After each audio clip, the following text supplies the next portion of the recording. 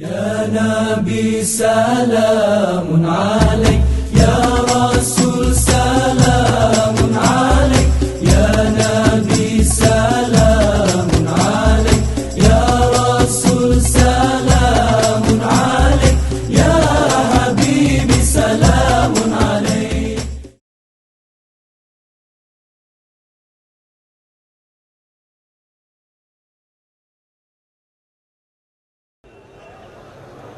نحمده ونصلي ونسلم على سيدنا ومولانا محمد رسوله النبي الأمين المكين الحنين الكريم الرؤوف الرحيم وعلى آله الطيبين الطاهرين وصحبه الكرام المتقين المخلصين.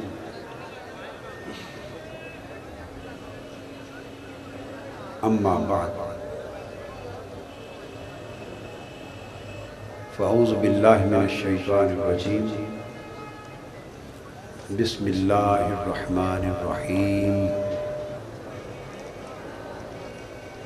من يطع الرسول فقد أطاع الله. صدق اللہ مولانا العظیم.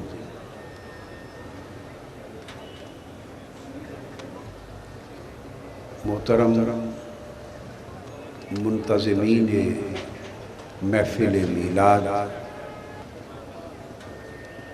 آج کے اس عظیم الشان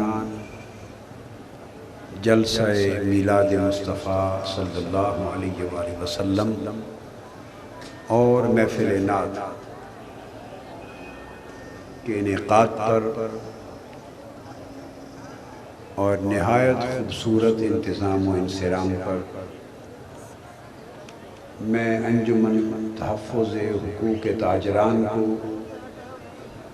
تمام انجمن کے عہدیداران، اراکین، کارکنان، تحریک منہاج القرآن کے کارکنان، جملہ مذہبی، دینی، سماجی تنظیمات کے کارکنان، عاشقان مصطفیٰ، غلامان رسول، محبان میلاد اور شرکائے محفل کو صمیم قلب سے مبارکباد پیش کرتا ہوں. اور جملہ معزز مہمانان گرامی قدر، مشائخ میں سے، سماجی نمائندگان میں سے، تاجران میں سے جو شریک محفل ہیں، وہ سب لائق صد مبارکباد ہیں کہ آقا علیہ السلام کی اس عظیم محفل میلاد کی برکتوں اور سعادتوں سے وہ آپ اور ہم سب حصہ لے رہے ہیں.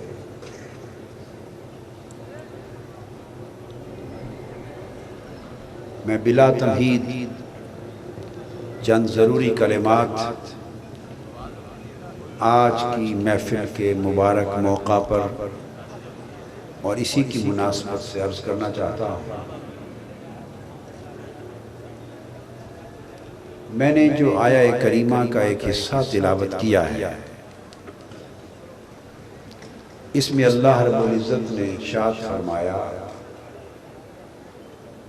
جو کوئی من یطع الرسول فقد اطاع اللہ، جو کوئی رسول گرامی قد صلی اللہ علیہ وآلہ وسلم، جو کوئی اس برگزیدہ رسول کی اطاعت کرتا ہے، وہ یقیناً اللہ کی اطاعت کرتا ہے.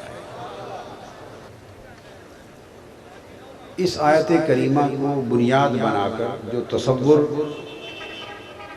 آج میں واضح کرنا چاہتا ہوں اور سمجھانا چاہتا ہوں، تو جو بات، جو تصور میں سمجھانا چاہتا ہوں وہ یہ ہے کہ اس آیت کریمہ سے جو بنیادی نقطہ سمجھنا چاہیے وہ یہ کہ ایمان کی حقیقت اس آیت کریمہ کی روشنی میں کیا ہے؟ ایمان کی حقیقت۔ یہ بات بنیادی طور پہ ذہن میں بیٹھا لیں کہ ایمان عمل کا نام نہیں ہے۔ عمل ایمان کے تابع ہے۔ عمل ایمان کے تابع ہے، ایمان عمل سے مقدم ہے۔ ایمان ہو تو عمل قبول ہوتا ہے، ایمان نہ ہو تو عمل قبول نہیں ہوتا۔ اتنی بات سے یہ واضح ہو گیا کہ ایمان عمل سے الگ ایک حقیقت ہے، جس کے موجود ہونے سے عمل قبول ہوتا ہے اور جس کے موجود نہ ہونے سے عمل مردود ہو جاتا ہے۔ حضور نبی اکرم صلی اللہ علیہ وسلم کی بارگاہ میں ایک شخص آیا، وہ کافر تھا، مشرک تھا، اور جنگ ہو رہی تھی۔ دوران جنگ، دوران غزوہ، وہ کافروں کی طرف سے حضور علیہ السلام کے اور اسلام کے خلاف جنگ میں شریک تھا۔ اپنی سواری پر آقا علیہ السلام کے خلاف لڑ رہا ہے۔ دوران لڑائی کے اس کا آمنا سامنا ہو گیا، حضور صلی اللہ علیہ وسلم کے سامنے پہنچ گیا۔ اس نے دیکھا کہ یہ پیغمبر اسلام صلی اللہ علیہ وآلہ وسلم کھڑے ہیں۔ وہ اپنے گھوڑے پر سوار تھا۔ اس نے اپنی سواری پر بیٹھے ہی، اترے بغیر، بیٹھے ہوئے، یہ بات ذہن میں رکھ لیں کہ کافر ہے، مشرک ہے، اسلام کا دشمن ہے، اور اس لمحے تک اسلام کے خلاف جنگ میں شریک۔ اس حالت میں اس نے پوچھا، اے محمد صلی اللہ علیہ وآلہ وسلم، اگر میں کلمہ پڑھ لوں تو بتاؤ مجھے کس شے کی ضمانت دو گے؟ یہ وہ سوال کرتا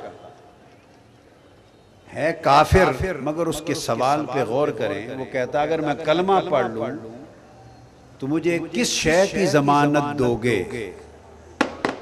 اس سے یہ معلوم ہوتا ہے کہ اس دور کے جو کافر اور مشرک تھے، کافر ہو کر بھی اتنا جانتے تھے کہ رسول جس شے کی ضمانت دینا چاہے دے سکتا۔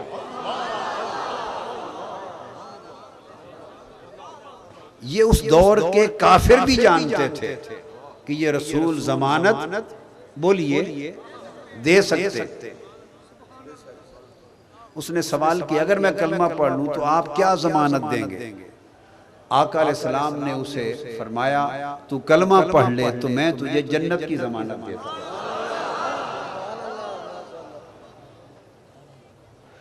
تو آقا کے جواب سے پتا چلا کہ جنت کی ضمانت کس کے ہاتھ میں ہے؟ بولیے کس کے ہاتھ میں ہے؟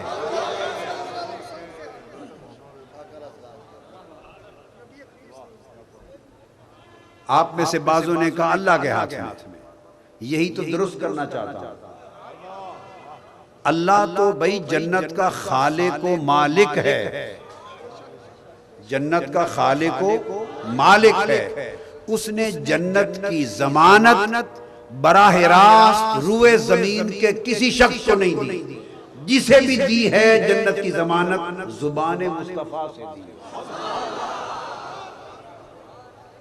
آقا نے فرمایا میں تمہیں جنت کی ضمانت دیتا ہوں۔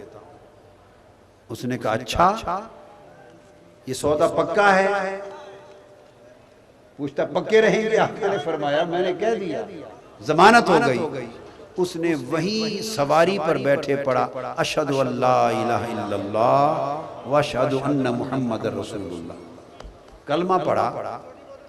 اب اس نے کہا میں نے کلمہ پڑھ لیا ہے، نیچے اتروں اور جس پیغمبر کا کلمہ پڑھا ہے اس کے قدم تو چوم لوں۔ اور ساتھ اس سے اسلام سیکھ لوں،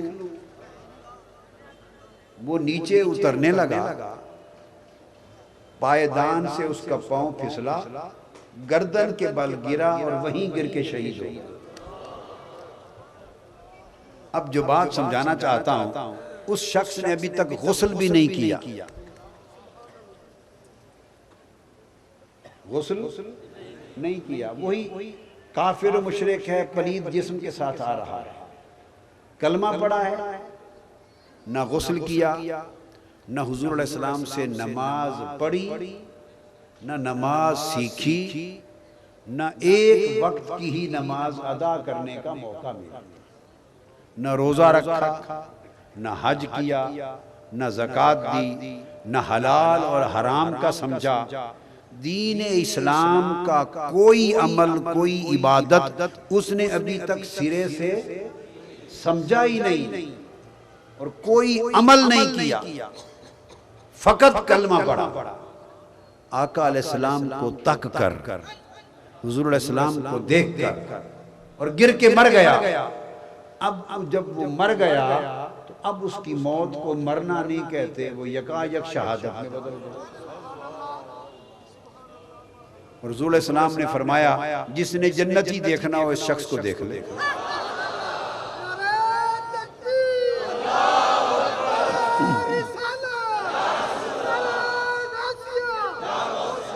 اب یہاں سوال پیدا ہوتا ہے کہ وہ جنت میں پہنچا یا نہیں پہنچا؟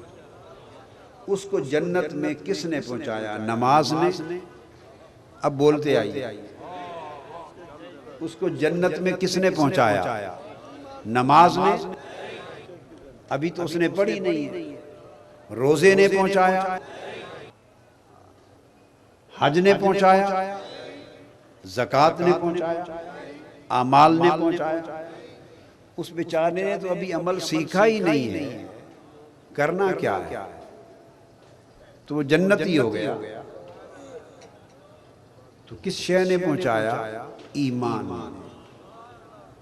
تو آپ نے دیکھا کہ عمل ایک بھی ابھی اس کے پلے میں نہیں ہے، مگر ایمان آ گیا ہے، ایمان نے جنت میں پہنچا دیا۔ اب یہاں تک نکتہ سمجھ گئے؟ وقت تھوڑا ہے، میں ایک ہی بات اگر ایک مثال سے سمجھ جائیں تو دوبارہ مزید کوئی اور دلیل دینے کی ضرورت نہیں رہے گی، تاکہ میں مضمون کو آگے بڑھاتا چلوں۔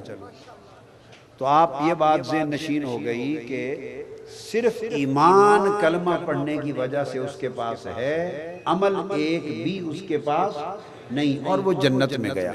تو جنت میں عمل نے نہیں پہنچایا اس کو، بلکہ ایمان نے پہنچایا۔ اب سوال پیدا ہوا کہ ایمان کیا ہے؟ بولیے، سوال پیدا ہوا کہ ایمان کیا ہے؟ اب آؤ دیکھیں، تلاش کرتے ہیں کہ اس نے کیا کیا تھا جس کی وجہ سے آپ نے اور ہم نے سب نے مان لیا کہ وہ صاحب ایمان ہو گیا۔ آپ عرف عام میں کہتے ہیں کہ اس نے حضور علیہ السلام کا کلمہ پڑھا۔ تو کلمہ پڑھنے کا معنی کیا ہے؟ اس نے حضور علیہ السلام کو مان لیا۔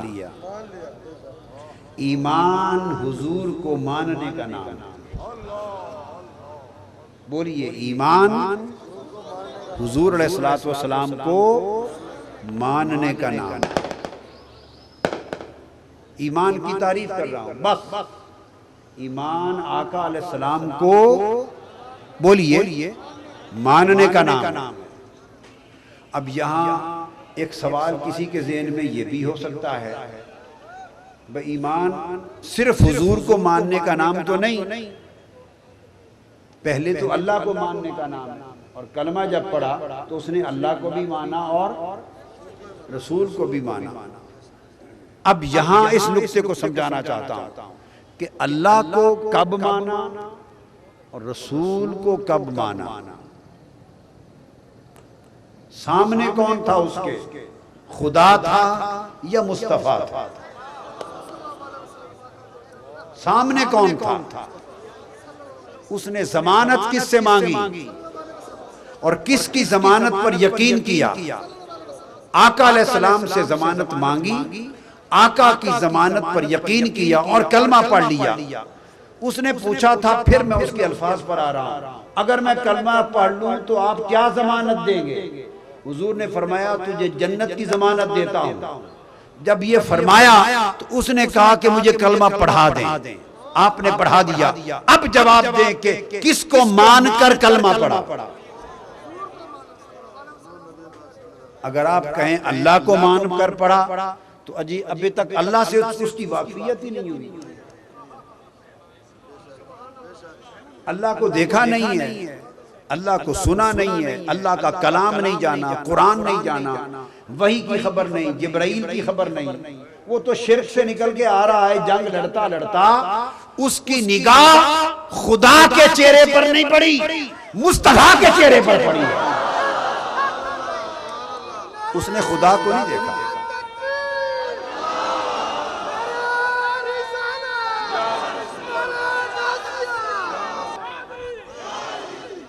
آیا تو جنگ کرنے تھا، سواری پر تھا، لڑنے کے لیے آیا تھا، لڑ رہا تھا، یکایک نگاہ ایک چہرے پر پڑی، وہی ٹک گئی، رک گئی۔ اس نے کہا کہ اس چہرے پہ کچھ ہے، ورنہ وار کر دیتا، ورنہ وہ وار کر دیتا، تلوار چلاتا۔ رک گیا، چہرے میں کچھ کشش لگی، اس کشش نے اس کے دل کو کھینچا اور اس نے پوچھا کہ اگر میں آپ کو مان لوں تو کیا ضمانت دیں گے؟ حضور نے فرمایا جنت کی۔ اس نے حضور کی زبان پر یقین کر لیا، زبان مصطفیٰ پر یقین کر لیا، تو حضور کے کہے پر یقین کیا، کلمہ پڑھ لیا، تو گویا ایمان حضور کے کہے کو مان لینے کا نام ہے۔ ایمان حضور صلی اللہ علیہ وسلم کے کہے کو بولیے مان لینے کا نام۔ تو آقا نے فرمایا، اس نے مان لیا، یہ ایمان۔ اب رہ گیا خدا کو ماننا، وہ بات سمجھے، رہ گیا خدا کو ماننا۔ اس بات کو ذرا غور سے دیکھ۔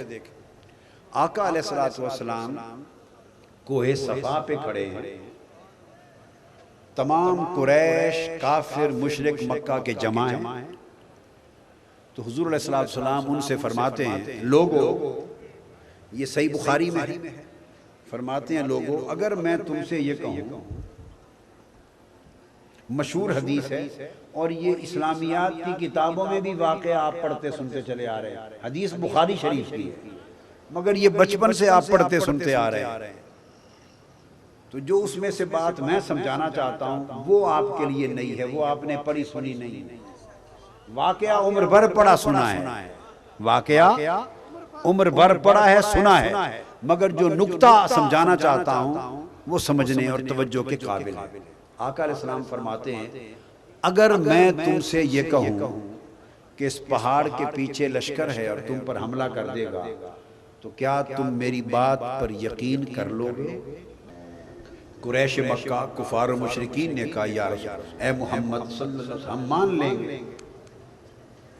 آپ نے پوچھا کیوں مان لو گے؟ تم نے تو وہ لشکر دیکھا ہی نہیں ہے، پہاڑ کے پیچھے کیا ہے اور کیا نہیں تم نے تو دیکھا ہی نہیں، تو کیوں مان لو گے؟ انہوں نے جواب دیا، اس لیے مان لیں گے کہ ہم نے عمر بھر آپ کو دیکھا ہے اور سچا پایا، عمر بھر۔ صادق و امین کہتے ہیں آپ کی زبان مبارک سے کبھی جھوٹ نہیں نکلا، چونکہ سچا پایا ہے، آپ کو سچا مانتے ہیں، لہذا اگر نہیں بھی دیکھا تو آپ کی زبان سے جب سن لیں گے تو مان لیں گے۔ اب آپ نے فرمایا، جس طرح دیکھے بغیر میرے کہے پر اس لشکر کو مان لو گے، اس طرح دیکھے بغیر میرے کہے پر یہ بھی مان لو کہ یہ تمہارے بت سب جھوٹے ہیں، کائنات کا خالق و مالک ایک اللہ ہے۔ فرمایا میرے کہے پر بن دیکھے یہ بھی مان لو کہ اللہ ایک ہے۔ اس لیے قرآن مجید نے ایمان کی تعریف کی سورہ بقرہ میں، اور تعریف کرتے ہوئے فرمایا الذین یؤمنون بالغیب، مومن وہ ہیں جو بن دیکھے مان لیتے ہیں۔ بولیے بن، دو باتیں ہوتی ہیں، آپ کہتے ہیں نہ دیکھا نہ سنا، آپ کیا کہتے ہیں؟ نہ دیکھا نہ سنا، تو کیسے مانے؟ بات تو درست ہے، جب دیکھا بھی نہ ہو اور سنا بھی نہ ہو تو آدمی مان نہیں سکتا، مانتا ہے یا دیکھ کر یا سن کر۔ تو ایمان کی تو شرط یہ ہے کہ ایمان یہ ہے کہ خدا کو بن دیکھے مانو، کہ خدا کو کوئی دیکھ سکتا ہی نہیں، تو خدا کو جب بن دیکھے ماننا ہے تو پھر دوسرا راستہ رہ گیا سن کر، تو سن کر کس سے؟ مصطفیٰ سے۔ تو آقا نے فرمایا جیسے بن دیکھے میرے کہے پر لشکر کا ہونا مان لو گے، اسی طرح بن دیکھے میرے کہے پر خدا کا ہونا مان لو۔ تو جو خدا کا ہونا مصطفیٰ کے کہنے پر مان گئے، جو خدا کا ہونا اس بات کو مصطفیٰ کے کہنے پر مان گئے، وہ ابو بکر ہو گئے، وہ عمر ہو گئے، وہ عثمان و علی ہو گئے، وہ صاحب ایمان ہو گئے۔ خدا کو نہ اس دن تک دیکھا تھا نہ مرتے دم تک دیکھا، بن دیکھے صرف اس لیے مان لیا کہ مصطفیٰ نے کہا وہ ہے صلی اللہ علیہ وآلہ وسلم۔ اب جو بات سمجھانا چاہتا ہوں وہ یہ خاص نقطہ ہے، مگر آسان کر کے سمجھا دوں گا۔ اب دیکھنا یہ ہے کہ ایمان تو وہ لے آئے، اللہ پر بھی ہو گیا، رسول پر بھی ہو گیا، مگر کہنا پوچھنا یہ ہے کہ پہلے کس کو مانا؟ خدا کو مانا یا مصطفیٰ کو مانا؟ خدا کی تو حضور علیہ السلام خبر دے رہے ہیں کہ وہ ہے، خدا کے ہونے کی تو خبر دے رہے ہیں، توحید کی تو خبر دے رہے ہیں کہ وہ ہے، ایک ہے۔ اور جو خبر دیتا ہے اسے کیا کہتے ہیں؟ آپ لوگ کیا کہتے ہیں؟ مخبر۔ بولیے جو خبر دیتا ہے اسے کیا کہتے ہیں؟ مخبر۔ کیا کہتے ہیں؟ خبر دینے والے کو کہتے ہیں مخبر، خبر دینے والا۔ اور جس کے بارے میں دی جاتی ہے اس کو کہتے ہیں خبر۔ اب اگر ایک شخص آپ کو یہاں آ کر بتائے، کوئی خبر دے دے کہ فلاں شہر میں بم دھماکہ، کراچی میں 11 بم دھماکے ہو گئے، مثال دے رہا ہوں کل کا واقعہ، یا فلاں گھر ڈاکہ پڑ گیا، یا فلاں کے گھر بچہ پیدا ہو گیا، کوئی شخص آپ کو یہ خبر دے کہ فلاں جگہ یہ ہو گیا، تو اب بتائیے کہ پہلے آپ خبر دینے والے کو مانتے ہیں یا اس کو درمیان سے نکال کر سیدھا خبر کو مانتے ہیں؟ اگر خبر دینے والے پر آپ کا اعتماد ہی نہیں ہے کہ یہ سچا مخبر ہے، تو اس کی بتائی ہوئی کسی خبر پر اعتماد ہوگا؟ تو خبر کو قبول کرنے کے لیے پہلے مخبر کو قبول کرنا شرط ہے، مخبر پر اعتماد ہونا شرط ہے، مخبر کو سچا ماننا شرط ہے۔ تو پہلے مخبر کو مانیں گے کہ ہاں یہ درست ہے، معتبر ہے، سچا ہے، قابل اعتماد ہے، مخبر کو مانیں گے تو پھر مخبر کی بتائی ہوئی ایک ایک خبر کو مانتے چلے جائیں گے۔ خدا کا ہونا یہ ایمان کے باب میں خبر ہے، اور اس خبر کا بتانے والا مخبر یہ مصطفیٰ ہے۔ سو جس نے بھی خدا کو مانا ہے، خدا کی عزت کی قسم، اس نے پہلے خدا کو نہیں، پہلے مصطفیٰ کو مانا۔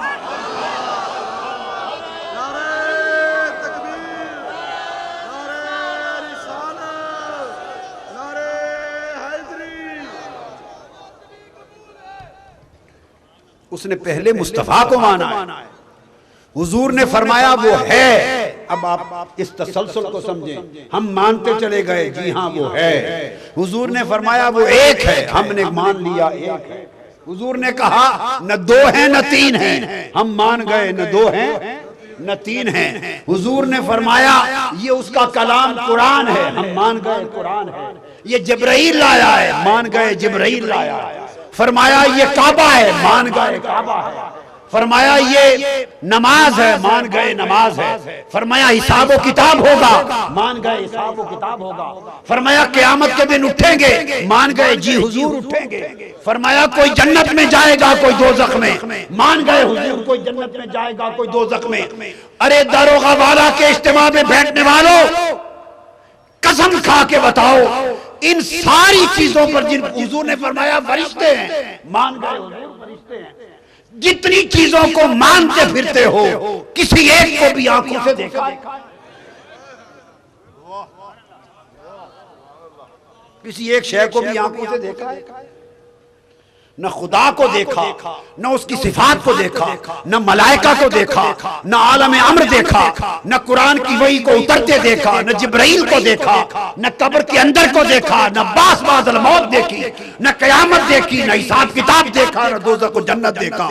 ارے ایمان مجمل ہو یا مفصل، جو کچھ ایمان لیے پھرتے ہو اس کا ایک ایک جز بھی صرف اور صرف مصطفیٰ کے بتانے کو مانا.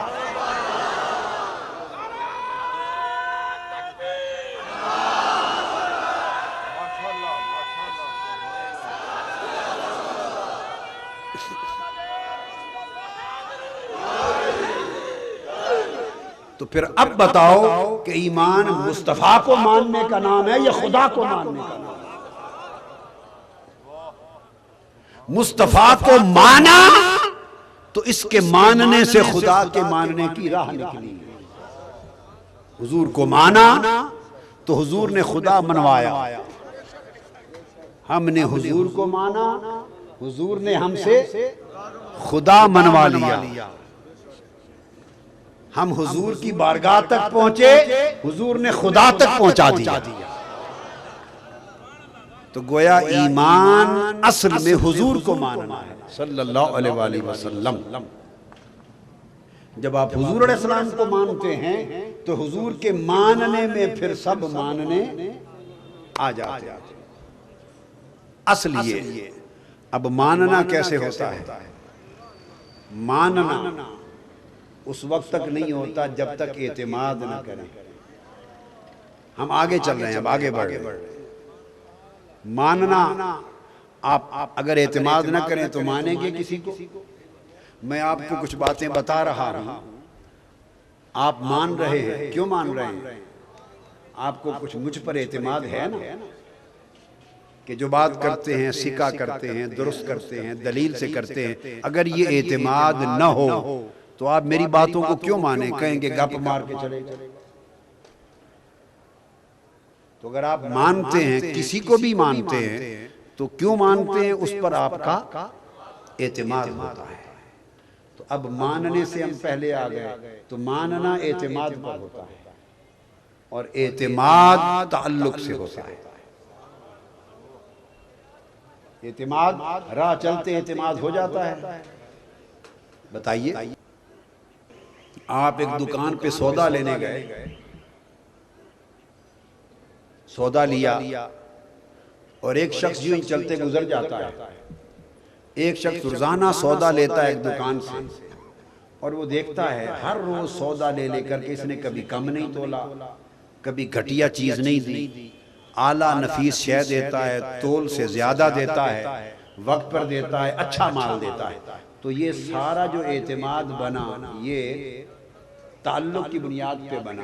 اور ایک شخص جو گزر جاتا ہے اسے کیا پتا کہ یہ دکاندار قابل اعتماد ہے یا نہیں. تو اعتماد تو تعلق اور واسطے سے بنتا ہے. بولیے، اعتماد تعلق اور واسطے سے بنتا ہے. تو جو واسطے کا ہی انکار کرے اس کا تعلق کیسے بنے گا؟ جو واسطے کے قریب نہ لگے اس کا تعلق کیسے بنے گا؟ آپ میری بات کو سمجھ گئے نا؟ تو اعتماد تعلق پر ہے. اب ایمان کی تعریف یہ ہوئی کہ ایمان اصل میں حضور کو ماننا ہے صلی اللہ علیہ وسلم، اور ماننے کی بنیاد اعتماد اور اعتماد کی بنیاد تعلق. تو جا کے مضمون ختم یہاں ہوا کہ ایمان حقیقت میں مصطفیٰ سے تعلق کا نام ہے صلی اللہ علیہ وسلم. اعتماد آقا علیہ السلام سے بولیے تعلق کا نام ہے. تعلق حضور سے جس کا جتنا مضبوط ہے اس کا ایمان اتنا مضبوط ہے. اب لوگ پوچھتے ہیں کہ یہ جو ربیع الاول آ گیا اور ہر طرف یہ محافل میلاد شروع ہو گئی، جلوس میلاد شروع ہو گئے، جلسہ میلاد ہو گئے، کمکمے لگ گئے، روشنیاں ہو گئیں، جلسے ہو گئے، عمرے کے ٹکٹوں کے لیے پیسے لوگوں نے خرچ کرنے شروع کر دیے، خوشیوں میں یہ ہو رہا ہے، نعت خوانوں کو بلایا جا رہا ہے، ایک دھوم مچی ہے. یہ پوچھتے ہیں یہ سب کچھ کیوں ہے؟ یہ سب کچھ سادہ جواب ہے ان کا تعلق جو ہوا حضور سے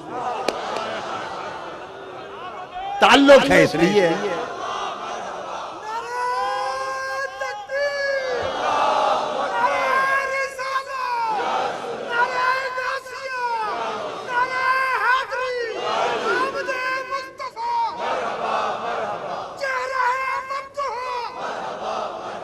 تو یہ تعلق ہے. یہ ساری خوشیاں تعلق کی علامت ہیں. تو اس کا مطلب ہے جہاں آقا کے ولادت کا مہینہ ہو اور خوشیاں نظر آئیں سمجھو یہاں تعلق والے ہیں، اور جہاں خوشیاں نظر نہ آئیں سمجھو لا تعلق لوگ. ایمان تعلق کا نام ہے. سن لو، ایمان تعلق کا نام ہے. داڑھی میں ایمان نہیں رکھا. میں دعوے سے بات کر رہا ہوں، روئے زمین کا کوئی عالم دین اس بات کو مسترد کرنے کی جرات نہیں کرتا. ایمان داڑھی میں نہیں رکھا، داڑھی ایمان میں ہے. داڑھی ایمان میں ہے کیونکہ حضور کی سنت ہے. یہ بھی مصطفیٰ سے تعلق کی علامت ہے. کیوں رکھتے ہیں داڑھی؟ بولیے، محبوب سے سنت ہے نا، سنت ہے تو محبوب کی سنت کو اپناتے ہیں تو کوئی تعلق ہے تو اپناتے ہیں نا. میری بات آپ سنیں گے نا. اللہ نے فرمایا نماز پڑھو. صحابہ کرام نے عرض کیا یا رسول اللہ حکم تو آ گیا نماز پر قرآن میں تو طریقہ ہی نہیں بتایا، کیسے پڑھیں؟ تو حضور نے فرمایا تمہیں کیا پریشانی ہے، تمہارا تو تعلق ہے میرے ساتھ. آقا تو کیا کریں؟ حدیث بخاری فرمایا صلو کما رأیتمونی اصلی. تمہیں تو کسی مدرسے میں جانے کی بھی ضرورت نہیں ہے. مدرسے میں جانے کی ضرورت نہیں ہے. مجھے دیکھو جیسے میں کرتا ہوں بس اسی طرح کرتے جایا کرو، نماز ہو جائے گی.